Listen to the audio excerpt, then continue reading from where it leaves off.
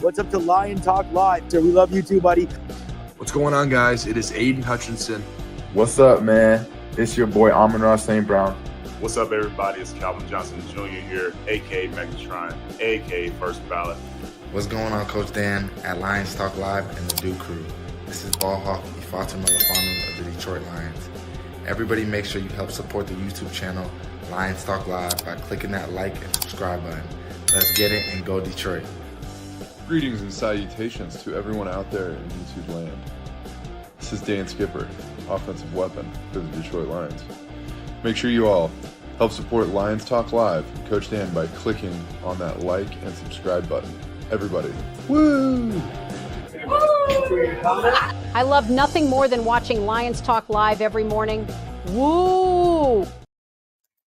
All right, well, greetings and salutations to everybody out there in YouTube land. I am your host once again, Dan Thornton, and I want to thank you all for joining us here today. Lions Talk Live, middle of the day. Hey, Wednesday show edition, and what would you expect? Dan Campbell's presser just came to a close about 10, 15 minutes ago, so I wanted to get over to you guys with some thoughts on it. I thought it was very telling, some of the things he said, and then some of the things he didn't say. So let's talk about it. When addressing the Tampa Bay Buccaneers, does the normal coach speak? What do you expect? He talks about how strong the Bucs offense is, how complete it is, how dynamic they can be, the fact they can run the ball, pass the ball. I mean, really talks very, very kindly about the Bucs offense and team. He knows this is a battle. He knows this is a battle that could mean a lot for both teams. So he's expecting a full go tilt between both entities. Now, with that also being said, he is aware there's some injuries in the Bucs, especially in their secondary, but he downplays that, saying, hey, a lot of that could be fool's gold. You know, teams coming after you, trying to set you up for failure, thinking that, yeah, you don't have to work that hard to beat them. Now let's move on real quick to the wide receiver debate. When asked specifically about Tim Patrick, among other players competing for the Lions active roster, he does address it and saying that it is a real strong wide receiver battle going on right now for the Detroit Lions for that potentially number 4, number 5, number 6 spot. He does say that a lot of the guys that they brought in after the 53-man cuts have made strong progress, and they are competing indeed as he wanted for that final roster spot for the team if they were to elevate one or multiple guys to that spot. When asked specifically, and hey, you knew I was going to be all over this one, when asked specifically about James Houston, he thinks, or he said, Houston's been doing fine, doing a great job. No reason to really think anything poor about James Houston. He said, but it's a week-on-week basis. Last week, because of the injuries to a couple of guys in the secondary, they wanted to bring up somebody else in the secondary, and unfortunately, that meant James Houston or somebody else had to stay down. As you guys know, out of the 53-man roster, you can only have 47 up come game day, so a decision was made. He did say James Houston has been performing very well in practice, knows what he can bring, and there is a strong possibility he could be out on the field this weekend, although when again asked specifically if Houston would be on the field and dressed for the Tampa Bay game, Dan Campbell was non-committal in that reply. He went on and was asked about the rookies, specifically Terrion Arnold's performance. And he did give Terrion Arnold a lot of props, a lot of praise, thought he held up very well. Wasn't perfect by any stretch, but he talked about how confident Arnold is at all times. Unshakable is a word he used when referring to Terrion Arnold. And I think anybody who watched the game tapes agrees this Detroit Lions coaching staff sees a ton of upside and potential with Terrion Arnold, which is why they allowed him to be matched up multiple times against the Rams with Cooper Kupp, a future Hall of Famer. Cooper Kupp, as you know, came out after the game, talked eloquently about Terrion Arnold, talked about how he's sticky and, quote, one of them guys, just meaning that he was a very strong rookie, not your typical rookie that you could run all over. Might think otherwise after seeing Kupp's stats at the end of the day, but if you go back and watch the film, you can see that the Rams came in knowing they were going to have to free up Cooper Kupp even against Terrion Arnold and do some things to help aid the future Hall of Fame receiver. Asked about other players on the team, Levi Onwuzurike's name comes up briefly. And again, like we have pointed out in today's morning show, Onwuzurike, he was the second highest rated DTI in the NFL this past week 1 of the NFL season. If he can continue that along with the emergence of DJ Reader, among other players, I think you're going to be pretty happy with it. Some other news and notes. I didn't get an opportunity to talk about it in this morning's show, but Mekhi Wingo had 5 pressures for the limited amount of snaps he had in his NFL debut in week 1 against the Rams. And yes, he did get some pressures and even a couple of hits on Matthew Stafford. All right, not going to be here for a long time, so let's hop over to the Duke Crew real quick, see what you guys have to say. But I'll say this. What does this franchise want? What does this coaching staff and front office want? They want competition. They want guys out there grinding at all time. And you know what? You heard him talk about it in the presser when talked about the running back room, when talked about the wide receiver room. I mean, Dan Campbell went through talking about all aspects of the team, and he pointed out this is a team that is going to develop and get better and better because they are going to grind. They are going to come after each other. They're going to force each other to get better. And it's only the second time, I guess, in NFL history that a team who made the playoffs the year prior opens up the season by facing 2 straight playoff teams. Yes, both those teams that did it prior made it to the Super Bowl. So could this be history repeating itself? Lions win this game. Can you lock it in and go to Vegas, bet everything, including the farm, the house, whatever you want to say, on the Lions being the Super Bowl? I'll leave that to your discretion. I do not give financial advice or wisdom. All right, get into the comment section of the Duke Crew. Hey, buddy. Hey, how you doing, buddy? Hopefully you're doing well. Chrome. Hey, Dan. Hey, Chrome. How you doing? Michael Green, Salutations, Coach and Duke Crew, exclamation points, Superdome, Super Bowl. Woo, woo, woo. You know what? And I don't think I got this to you earlier today, so I'll give you a.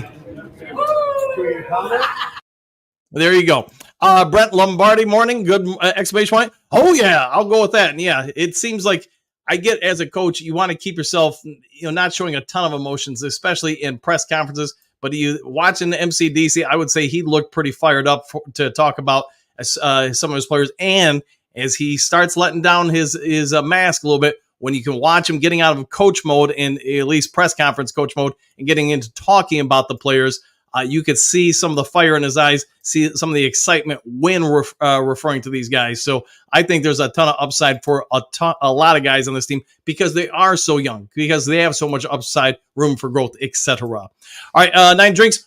Woo! Back at you, Celine. I haven't seen you in a minute. Good to see you, my friend. Oh, what are you having for lunch, Dan? I already had it. Jen actually made me a bowl of, I don't know what it was, just different stuff, and it was pretty dang good. So it was healthy stuff. I'll put it that way. She makes a lot of healthy food. Let's see, Ronald. Hey, Sheila. Woo! What the heck, man? What the heck? It's the middle of the day.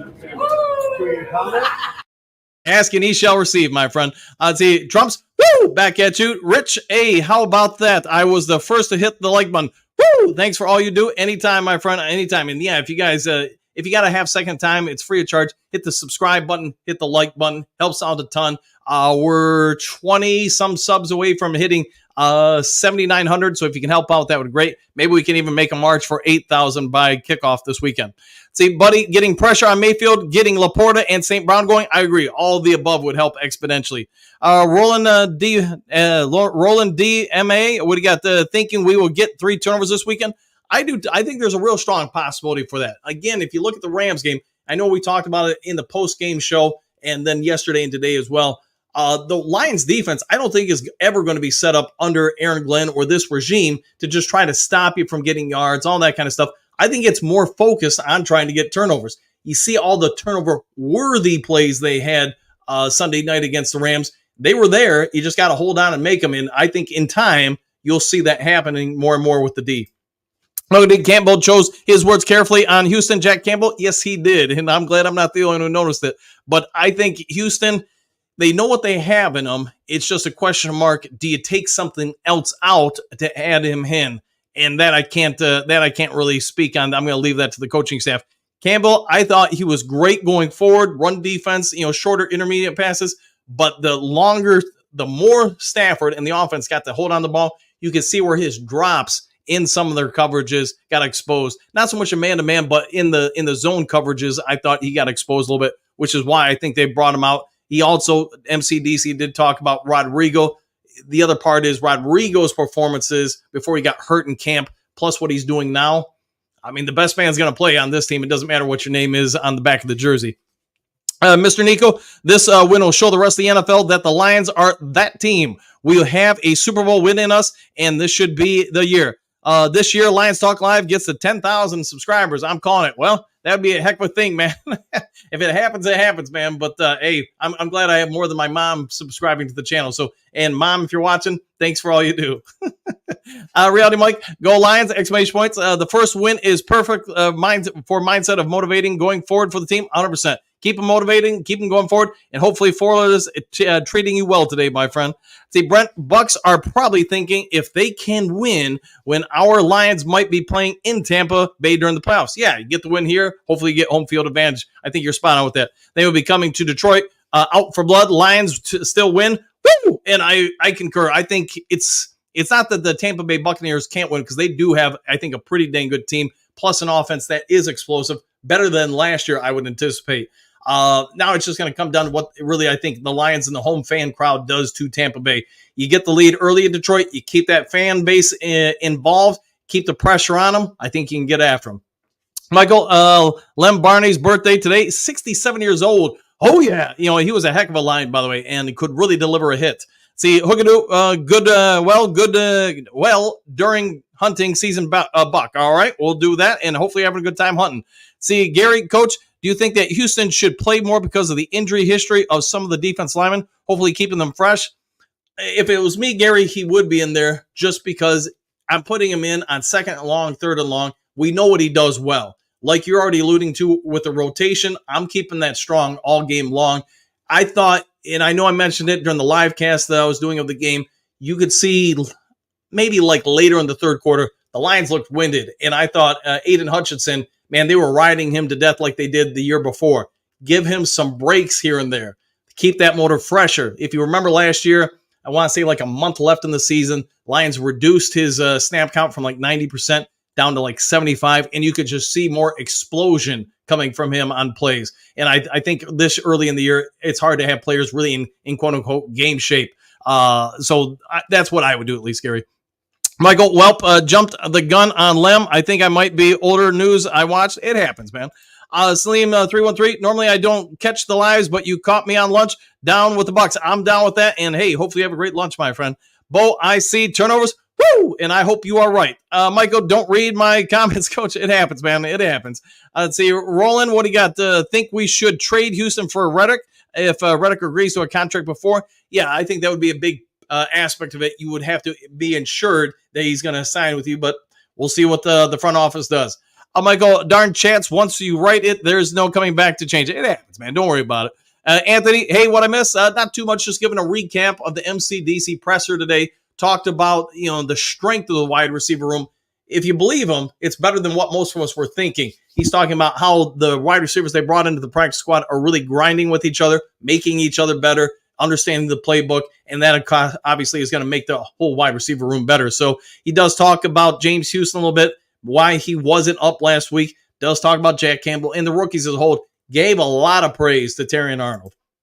Hookadoo, what up, Anthony? Bill, good job, Dan. Thanks for the update. Go Lions win. I think you're right on that. I think the Lions are going to win. And I'm going to say, well, you'll have to wait till Friday for me to give my score predictions. But, all right, guys, I'll go ahead and get out of here. If you haven't yet subscribed to Lions Talk Live, please consider doing so. We're about 20-some subs away from 7,900. Also, we're doing a fundraiser since I think it was like last Saturday until the conclusion of the Bucks game with the Lions.